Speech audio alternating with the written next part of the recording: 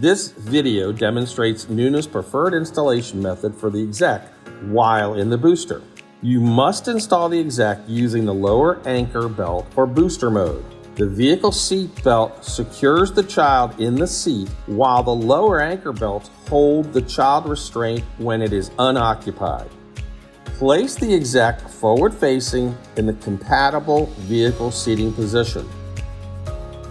Select the desired booster mode recline position indicated in purple. Purple positions 1 through 4 are all acceptable positions. Loosen and unbuckle the harness. Fully raise the head support. To store the harness for booster mode, remove harness covers from the harness and lift the seat cover.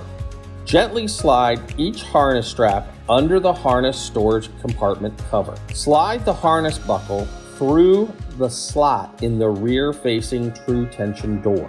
Store the harness buckle in the lower anchor storage compartment. Store chest clip and buckle tongues inside harness storage compartment and replace the seat cover.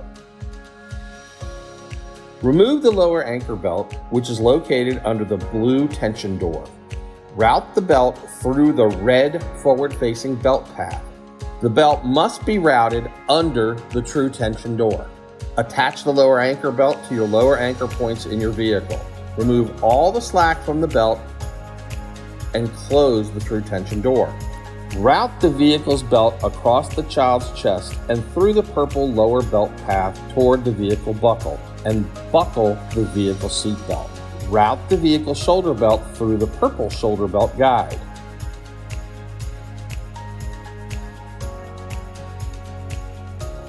Adjust the calf support by pressing the side buttons and articulating the leg rest up or down, in and out. This can be adjusted as needed for your child's comfort.